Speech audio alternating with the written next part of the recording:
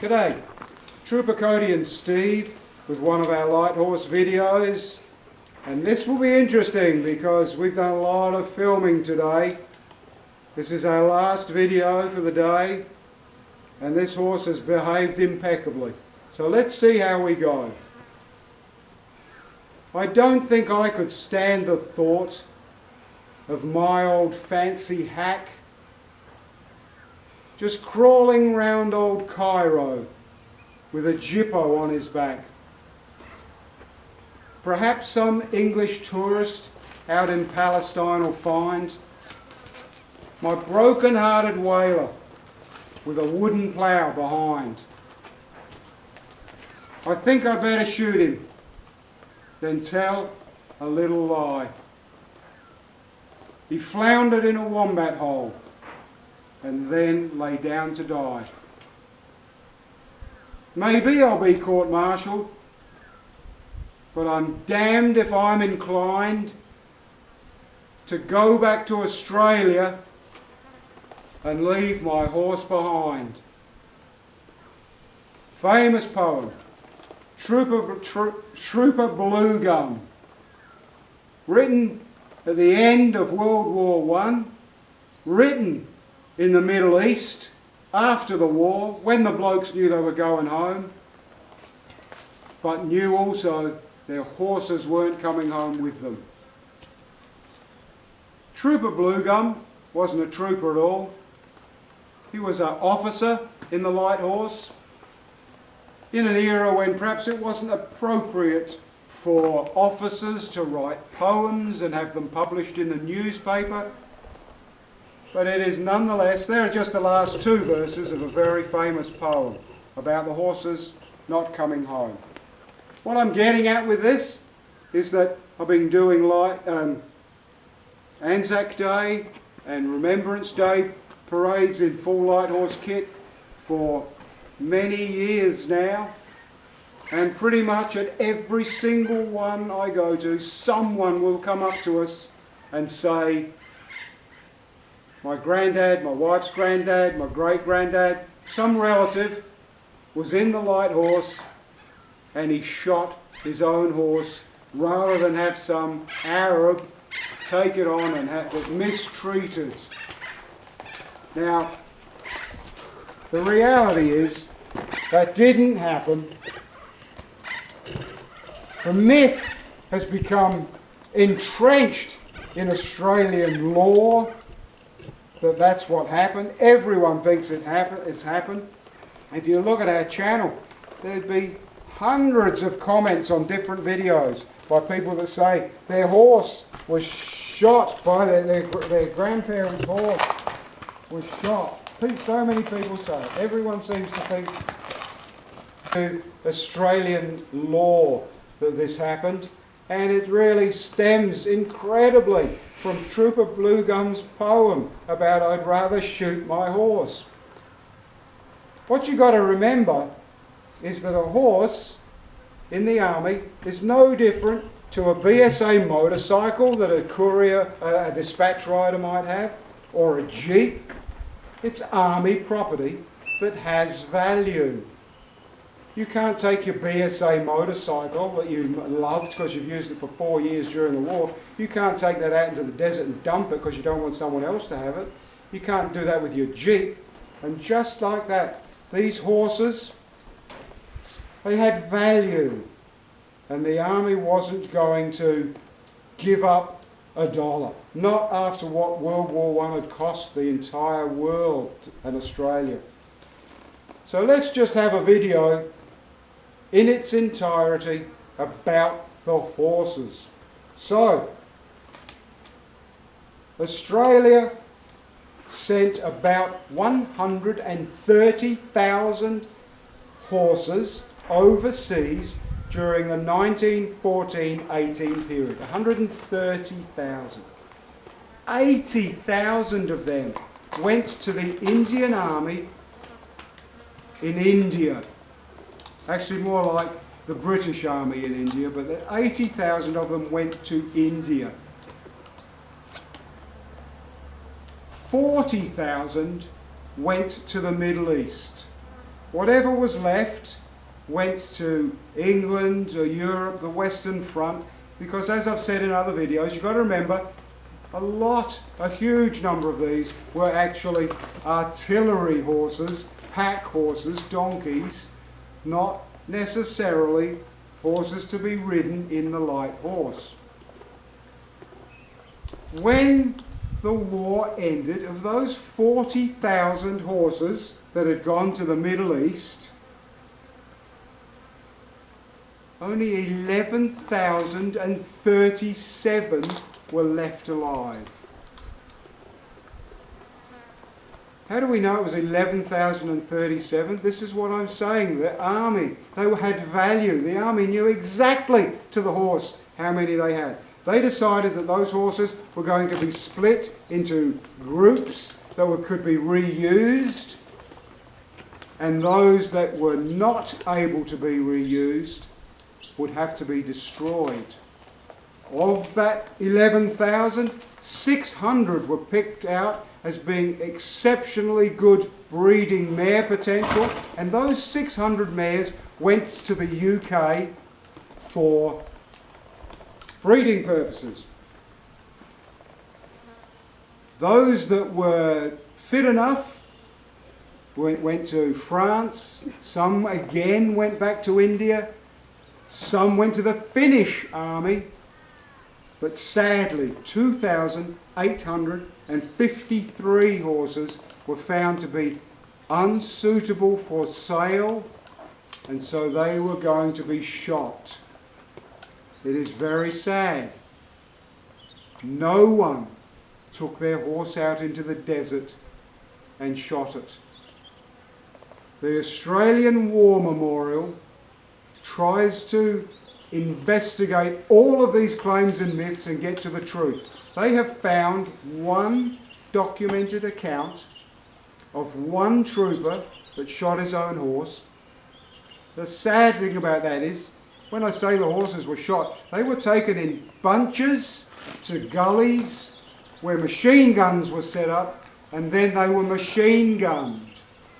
The one account is one trooper who worked a machine gun and knows that his own horse was in that batch that he machine gunned. How sad was that? The horses had value, much like the Holocaust. You see Holocaust photos? Piles of suitcases, piles of spectacles, piles of leather shoes. You can see photos at the Australian War Memorial. Piles of horseshoes. The 2,800 all had their shoes taken off before they were shot. Put in a pile because they could be reused. All of their manes were cut off and their tails cut off because they could be used for upholstery. It was the primary source of stuffing upholstery. Even early cars, you see old vintage cars, their upholstery is stuffed with horsehair. The very side issue here is one of the shocking Nazis of World War II in Vienna was shot in an ambush driving in his Mercedes. Did he die of the gunshot wound? He didn't die of the gunshot wound. Did he die of loss of blood?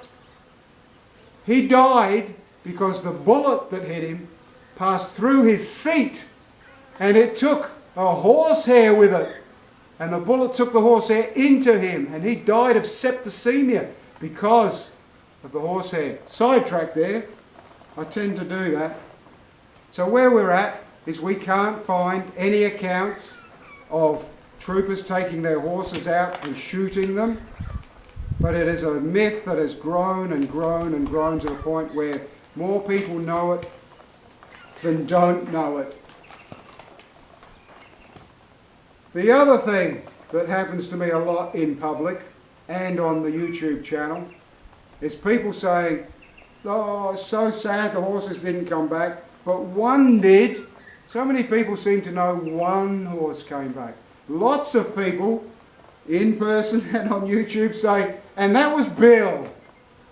Well, that's because Bill the Bastard is a very famous horse. He went to the Middle East with the first contingent. He went to Gallipoli. He landed at Gallipoli. He was shot twice at Gallipoli. This is all documented to know it's true. He was evacuated from Gallipoli. He was at the Battle of Romani. He had 5 blokes on him, racing away from attacking Turks. Everyone knows of Bill. It's an incredible Australian hero.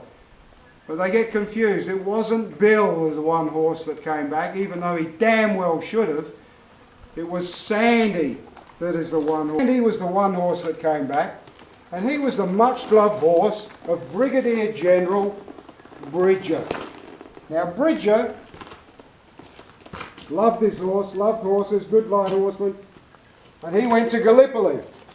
And when they went to Gallipoli, the light horse went to Gallipoli. And they took 6,000 horses with them to Gallipoli. Now we know what madness. Men could hardly scramble around on Gallipoli, let alone horses. Bridger had the sense to send most of those horses back to Alexandra. His own horse Sandy was one of them. And then sadly Bridger was killed at Gallipoli.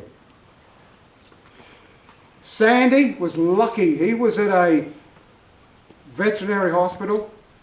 He was transferred to the Western Front, again to a veterinary hospital where he was just looked after because he was a famous man's horse. Nobody else got such a famous man's horse. He was just cared for. Around about 1917, an Australian politician whose name was George Pearce decides what a great thing for morale. If we bring back Bridger's horse Sandy, we can make a bit of a morale thing out of this. This will be a good thing. So what they did, they realised Sandy was still in France. They sent Sandy to England, where he spent 3 months in another vet hospital, 3 months, under observation to make sure he was fit, healthy and had no diseases. Makes a bit of a laugh of 14 days with COVID lockdown in quarantine, but Sandy was quarantined for 3 months and found to be fit, so they brought him back. The politician, of course, wanted Sandy to be a mascot at Duntroon. That never happened. He went to a place that for the life of me I can't pronounce it. You know, in Australia we have some weird names. And so Sandy went to Maribyrnong, and forgive me if you live there and I've got that wrong, but that's where he went, and he lived there until 1923, when he went blind and had other ailments, so he was put down. But firstly, before I tell you a bit more about that, what I do have to say is Sandy was in quarantine in England getting great personal care for 3 months. What do you reckon that cost? So really, how could they bring all our horses back from the Middle East? How could they ever afford, when the country was near bankrupt, to put those horses in quarantine for 3 months? It's a horrible thing, but really there was no option. If you think that's a horrible thing, right, let's get back to Sandy. Because here we have Bridger's horse, Sandy, a war hero, great for morale.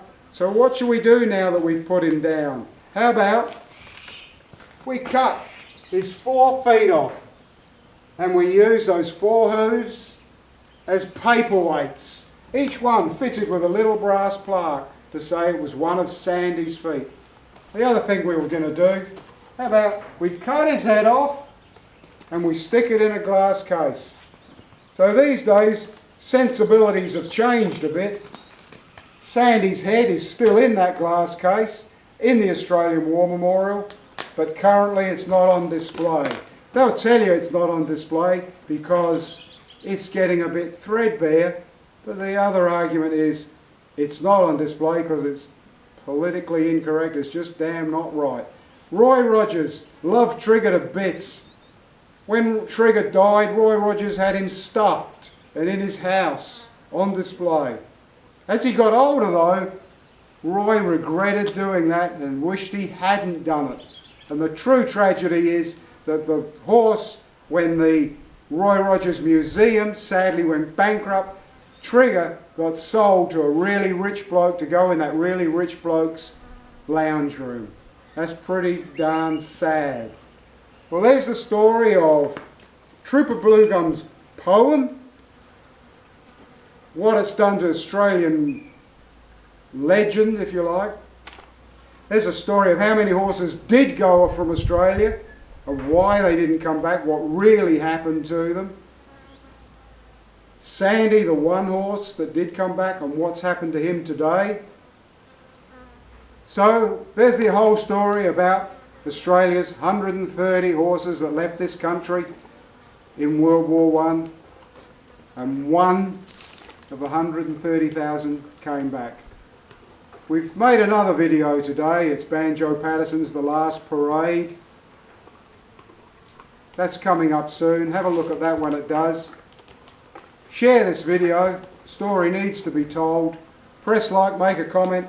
As I said earlier, the guy's made a few videos today. This is our last one. We're done. No riding for him today. The gear's coming off. You happy with that?